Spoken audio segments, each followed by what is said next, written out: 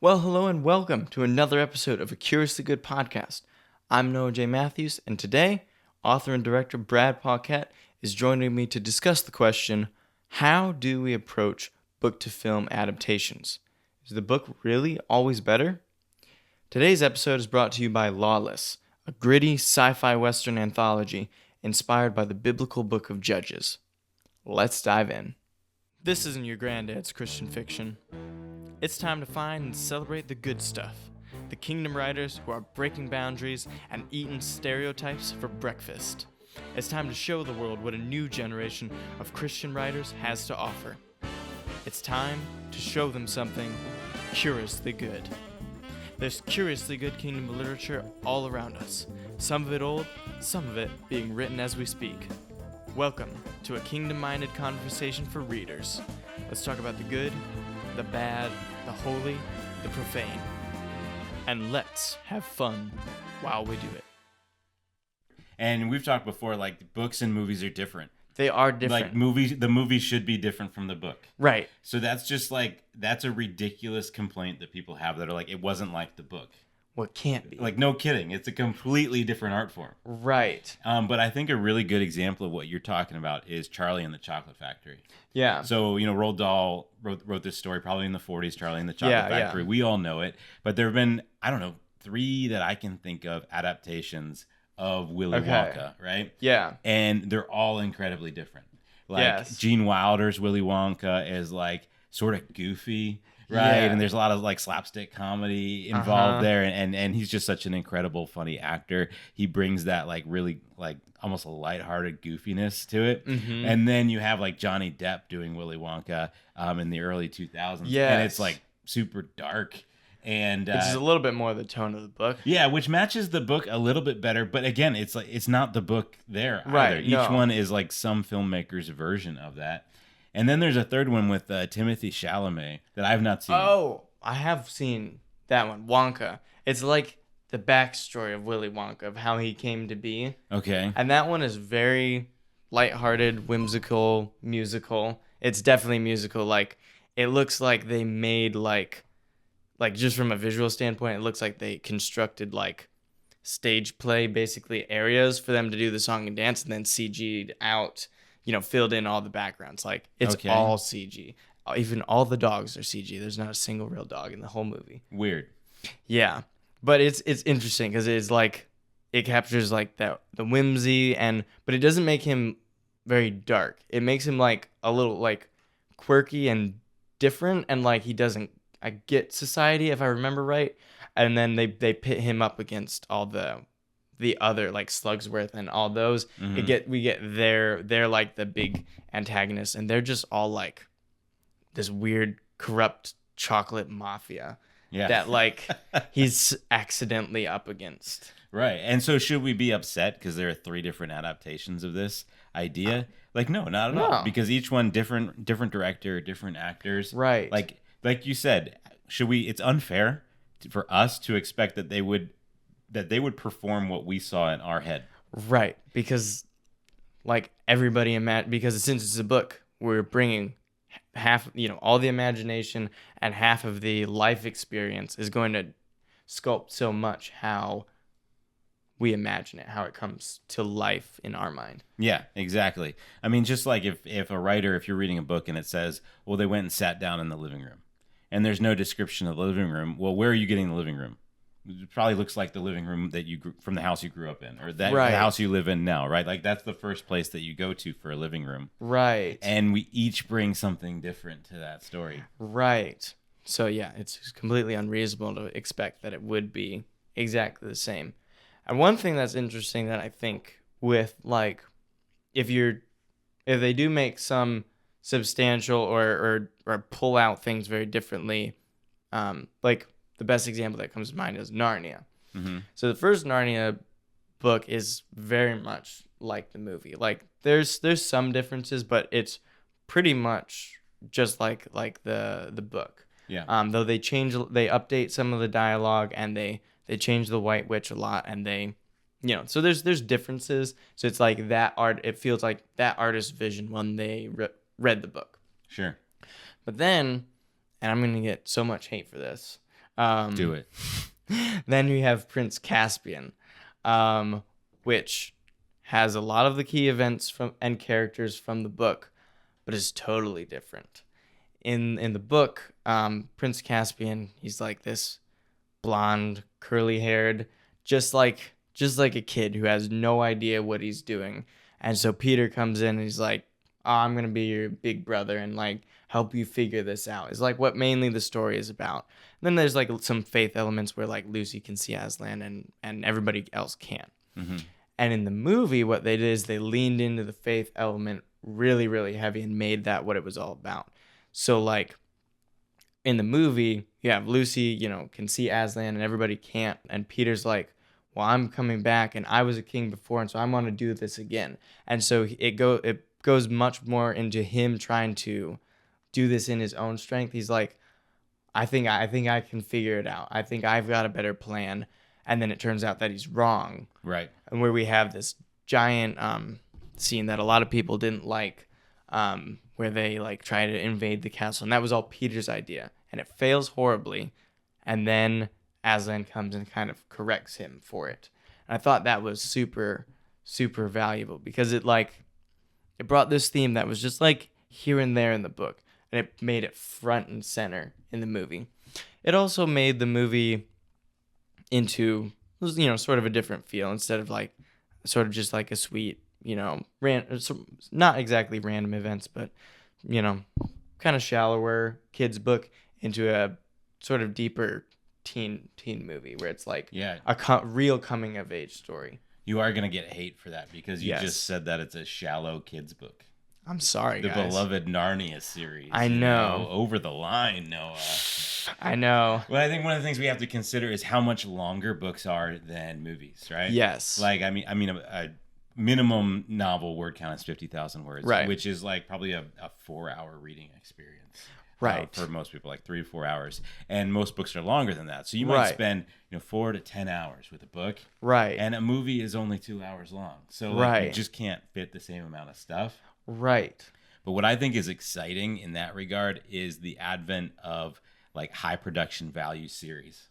So like on Right. Netflix and Amazon Prime, where they can take a story and break it down into like 10 1-hour movies. Basically. Right. And we have like, it used to be TV was this lower production value tier. Right. But that's not true anymore. I mean, some of the series that are coming out on like streaming services are just as good as a movie, but it's a 10-hour story. When Right. you put it all together. And that's exciting for me for a lot of books. Like, I don't love Left Behind. Like, I get why it's popular.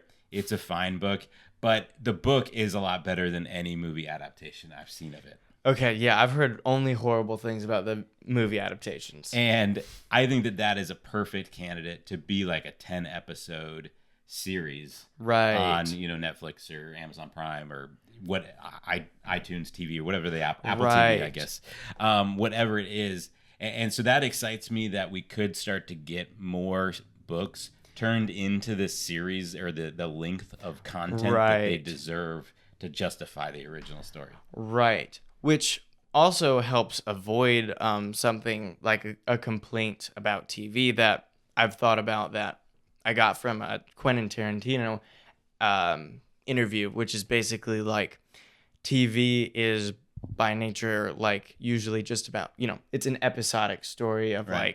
like, these characters. And so we're following these characters, but it is, at the end of the day, it's a soap opera. We just come and we're entertained for a while and then we go home and we don't remember this full story.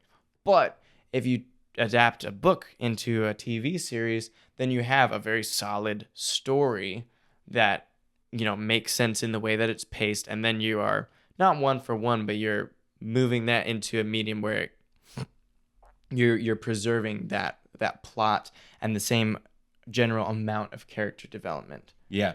Well, I think really what Quentin Tarantino is talking about without saying it is the value of endings. Yes. Like how stories end is so important to what we Really understand is. about the story. Like the messaging that we get, all the value of the story comes together in the end. Yeah. And the problem with most TV series is they never end. Yeah. Right? At some point, the series just doesn't get renewed for another season. Right, And then we're right. like, okay, well, I guess that's all we get. That was the end. I guess so. Right. And it's interesting, like Firefly. as an Right. example, right, where the series ended, and then by fan demand, they made this movie that kind of Right. tried to wrap up the end. But nonetheless, it's still not the same. But Mm-hmm. like, yeah, the idea that we could have a complete series, and it's like it's going to be a 10-episode series with a beginning and an end, Right. and And but we can still keyword. justify like the whole story in there. That's cool. Yes, I think so a lot because like, yeah, I remember at work. I think it was last night at work.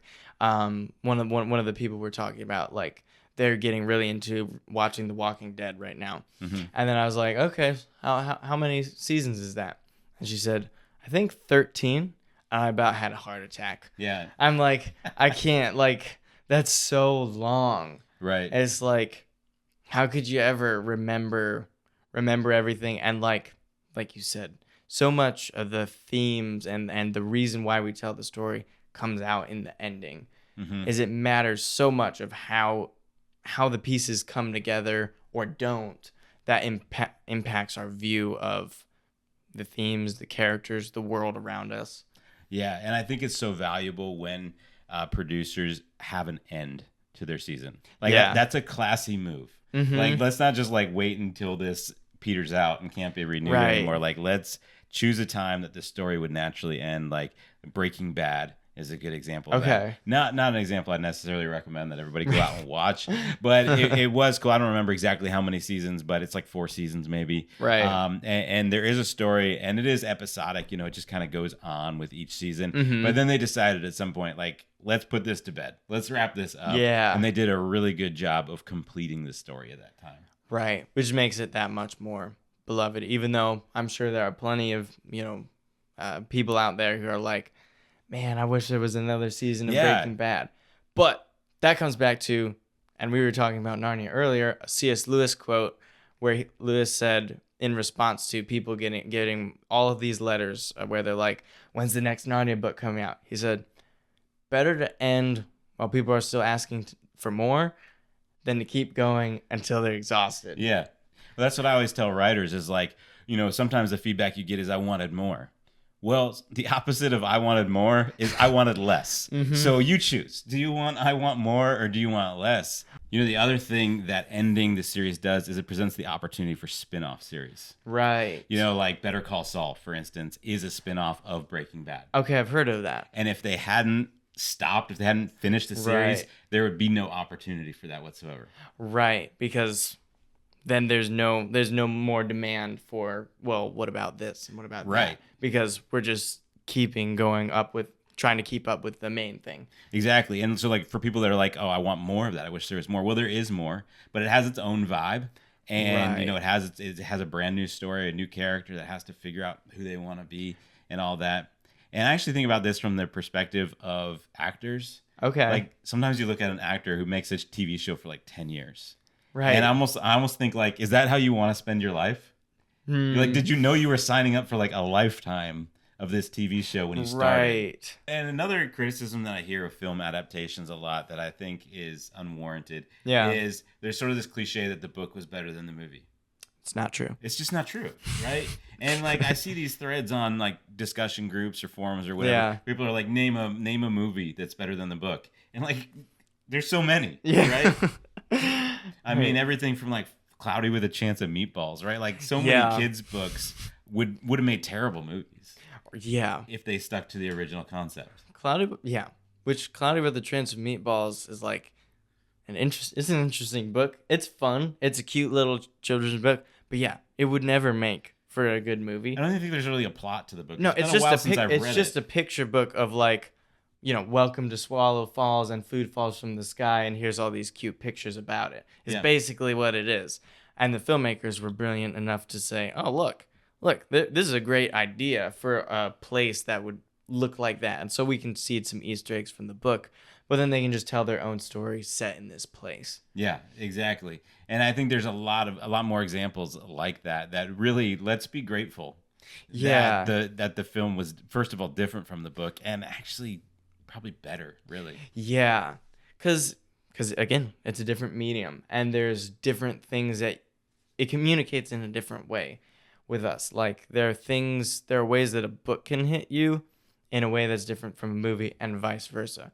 Because here's one thing that comes to mind is like in a movie, you have the advantage of this camera and the fact that it can see everything, and there can be all sorts of important things in the background, but nothing is drawn attention to. Yeah. In a book, you can't really do that because to draw someone's attention to something, you have to mention it outright. Right.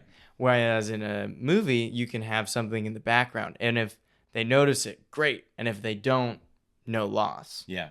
And I think really masterful writers can accomplish that. Yes. But it's 100% more challenging in a book. Yes, because you have to like To tell you something without knowing why you're being told it, right? Right. It's like you have to have like this big like description or something of the room, and you just have like one phrase in there, and that ends up being valuable if somebody cared to notice. But it's definitely hard to do. Yeah. So I am for film adaptations of books. I am for them being different. Yes. I am for directors and producers and actors having their own vision for what the story is. Absolutely. But I do think it would be cool if more authors wrote or made movies of their own books. Yes. That would be neat to see. And actually, there's this really cool example. 2001: A Space Odyssey. Oh, okay. Was a movie made by Stanley Kubrick. Right. And Arthur C. Clarke wrote the book at the same time. So as the tale goes, Arthur C. Clarke and Stanley Kubrick outlined the story together. Oh. And then they were like, all right, Kubrick, you go, you make the movie. Clarke, you go, you write the book. And then we're going to release them like virtually simultaneously. Oh. Which is really cool. That is right? really I'd like neat. to see more of that too. Right. Because it's like they have their core story, all the details and the vibe that they're going for. And then each one is permitted the liberty then to like make it their own for their own medium. Without knowing what the other one was doing. Which that's so it's not like neat. Arthur C. Clarke was like watched the movie and then decided to adapt it or vice Right. versa. It was like they had those bones of the story, but then they each did their own creative thing without real knowledge of what the other one was going to do with it. Right. That's super unique. That'd be cool. super cool to see. Cuz like occasionally like you might see like an author, they'll help like there'll be like a story consultant on the screenplay, or like if we take for example, which I haven't watched them yet, but the J.K. Rowling, the Fantastic Beasts spin-off series, Right. She wrote the screenplays for those. So it's like it's the author's vision, and then the same filmmakers who made the movies are also running with that. So it's like a close like tie, but it's not the same as like where they're making up this story together and then they go and do it the ways that they know how to do best. Yeah. Which would be super And that's cool. really what it does is it allows each one to have their best assets with the least prejudice. Right? Yeah. Yeah, cuz it is like when you make if like somebody makes an adaptation of a book, there's so much pressure and expectation because of how all of us have imagined it in their brains, which is different from that person. And it's like, if you change something, does that mean that you're disrespecting the author, or what are people gonna think? Yeah, absolutely. And who just can't get it right is A Wrinkle in Time. Okay. Yeah. Are you familiar with the book by Madeleine L'Engle? Just slightly. Like I've read the back of the book and like various things about it, but I have not like, and I know that they made it into a movie at least recently, but I think there's been a couple of attempts at a movie. Okay. And it could be a great example of a movie that really needs to be a series. Okay. But in the book, Madeleine L'Engle, I mean, really kind of a progressive idea, not politically progressive, but just like she was like really pushing back creative boundaries. So it's like sort of sci-fi, but Madeleine L'Engle's a Christian. So it's kingdom literature in its own respect. But basically these kids end up dimension hopping. And they're moving between these different dimensions. Yeah. And just nobody can get it right. Nobody can get it right. Yeah. It is interesting though, the amount of prejudice that comes with adaptations, and how many people like before they even see the trailer, they're like, this is going to be awful. I know that they're changing stuff. There's no way it could ever be as good. But I think part of breaking that comes down to recognizing that, like, it is a different medium. You're not trying to do that same thing again because you can't. It was done once that exact way.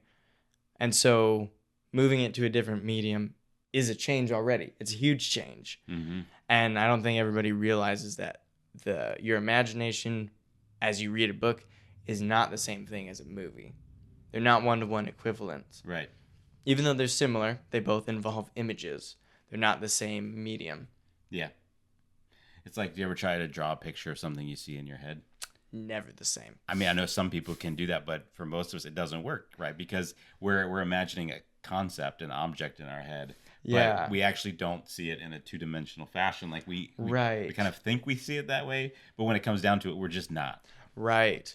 So that's what I think. Like if I'm like watching, I'm going into a book adaptation, what I'm looking for, like, I want to accept it on its own terms, and like, okay, I want to engage with this story again, and it'll make me think of the story that I read before. But like, I'm gonna engage with this on its own terms. Yeah. In fact, I think we should go into film adaptations not with I want to see the story that I loved. Mm-hmm. We should go into it saying I want to see how somebody else saw Yeah. the story that I loved. Which is a much more compassionate and sympathetic way to look at it. Like when we think about when we read a book, part of what we're doing is we're engaging in this empathetic experience where we get to be somebody else, right? Yeah. Especially a first person written book that we Yeah. get to be somebody else for a while. And that's almost the exercise that we're doing when it's adapted into a film. Right. Is like we get to be the filmmaker's imagination for a minute. Yeah. And if we'd be a little less selfish in what we want to see and look at it through that lens, I bet that we would enjoy them a lot more. Yeah. I think that's a great point. So for next time that you go into a book to movie adaptation, just think of that. I'm engaging with the filmmaker's imagination instead of my perfect vision of the story. I love talking about movies. Any chance I get, I'm thinking about creating movies or adapting books to fit the big screen format. One book I think would make a great miniseries or even sort of spin-off movie just so happens to be today's sponsor, Lawless, an anthology of stories inspired by the Book of Judges. Lawless is a sci-fi western dystopian, think like Firefly but a little bit darker, brimming with gritty stories all set in one unified universe. From the back of the book, welcome to Covenant, a post-apocalyptic dystopian Earth where technological advancement has come to a jarring halt and resources are sparse. The Journeymen, a group of people chosen by a mysterious deity called Donum Donaire, must struggle through treacherous deserts inhabited by the two tyrannical tribes, the fierce Desperados and the Order of Cosmoa. The Journeymen must fight against the destruction and desires of the world around them as they strive to survive. Inspired by the Book of Judges, watch as Donum Donaire chooses the most unlikely heroes to show down with demons, triumph over armies, and fight the galactic battles that range around and in them. If you're a fan of Firefly, the Bible, or both, this is the book for you. Well, that wraps things up for today. Make sure to subscribe to be the first to know when new episodes drop. Until next time, I'm Noah J. Matthews, and this is a Curiously Good podcast. You made it this far, so make sure you're liking, subscribing, and commenting. For a weekly dose of Curiously Good literature, hop over to the Pearl at pearlmag.co and make sure you subscribe. Just by listening, you're contributing to Better Kingdom Media. To sponsor an episode, email us at advertise@pearlmag.co. We'll catch you later.